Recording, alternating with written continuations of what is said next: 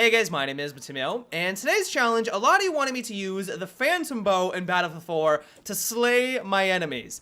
Admittedly, I have been holding off on this one. A lot of you have been recommending it for a long time now, but every time I sit down and think about even attempting this challenge, I always cringe because I know it's going to be a nightmare. I know that it's going to be frustrating because objectively speaking, this is the worst weapon in the game. Hands down. No other assault rifle, carbine, PDW even comes close to the abysmal power that is the Phantom Bow.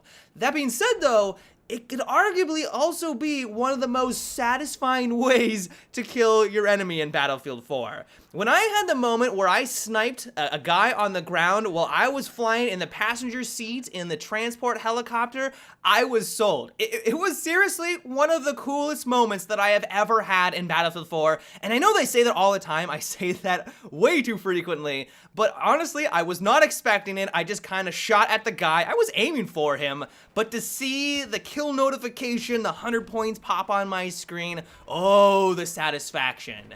And so when I sat down to complete this challenge, I thought to myself, how are we going to go about it? Are we going to play aggressively? Are we going to try to snipe people from a distance? Is there any way that I can manipulate the weapon to get the kills into my favor? Is there any way that I can come out on top and be successful with this challenge? And so the first attempt, I try to play aggressively. I knew the Phantom Bow, one of the biggest strengths of it, is that it does a lot of damage in close encounter combat. As long as they're not using the defensive perk, if you hit him in the upper chest, or really in the body in general, you're gonna drop them from 100% to 0, and honestly, I thought that that was going to be the easiest way of completing this challenge. Oh boy, was I wrong. I cannot believe how many people still run the defensive field upgrade path. I don't know if this is just out of ignorance because they don't understand that it's not nearly as powerful as it was a few patches ago. I don't know if it's just because they're trying to stick it to all those aggressive recons or shotgun users out there. They hate getting killed by an aggressive recon. That's why they're using this field upgrade. Whatever the reason, I think that still about a third of players, or even more than that, are using this field upgrade, and it obliterates any chance that you have at winning a firefight while using the Phantom Bow.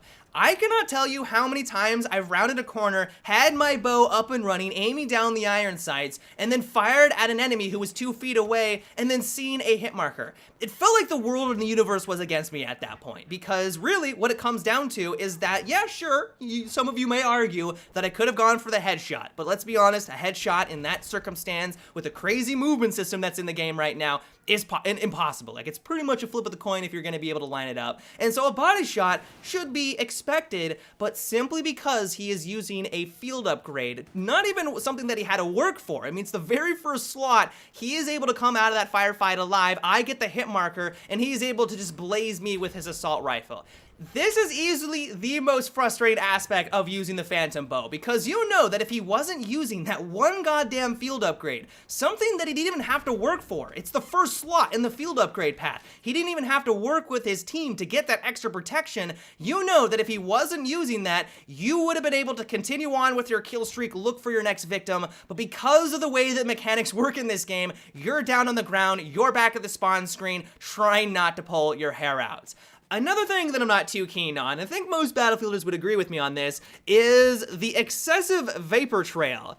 It's sort of a double-edged sword with this one because, well, first of all, it lets you know the trajectory of the arrow itself, because if you didn't have this vapor trail, it might be a little difficult to know where it's landing and then adjust your accuracy, adjust your aim. If you're trying to take someone out that's 50 meters away and you don't have the vapor trail and all you see is this small little black dot, it could be really difficult to improve your aim or improve your accuracy if there isn't that easy indication.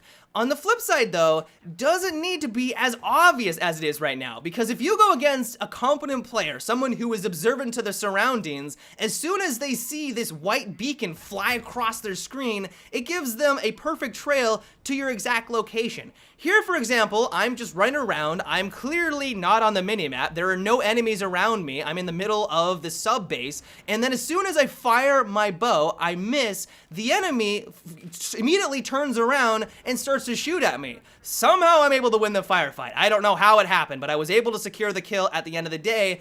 But it's like this guy knew exactly where I was. I am using a quote-unquote stealthy weapon, something that is going to allow me to assassinate people stealthily. But because of this white beacon, this huge indication, any enemy that I come across that is at least somewhat observant to what is going on is going to be able to pick me out with no problem at all. And so I guess what I'm trying to get across is that while I understand that the bow is meant to be abysmal, DICE has even come out and said that it is meant and was designed to be underpowered. You are using a bow against military grade weaponry. Of course you're not going to be able to win against an assault rifle or things like that. But at the same time, I feel like if they just made some small quality of life adjustments, it would make this weapon way more satisfying, but at the same time also eliminate a lot of the frustration that comes with it.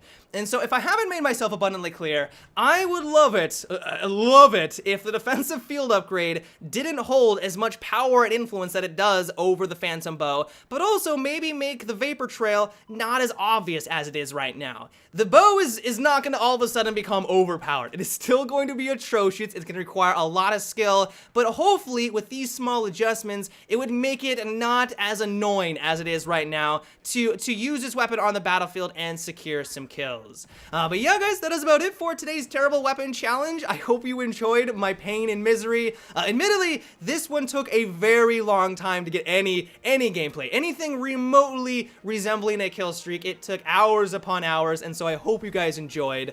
If you have a terrible weapon setup that you would like me to try next, let me know down below. As always, this is a series that is based off of your guys' recommendations, and so if there is a setup with a terrible combination of attachments, or if there is a gadget that you would like me to use exclusively, let me know down below. But until tomorrow, have a good one, and take it easy.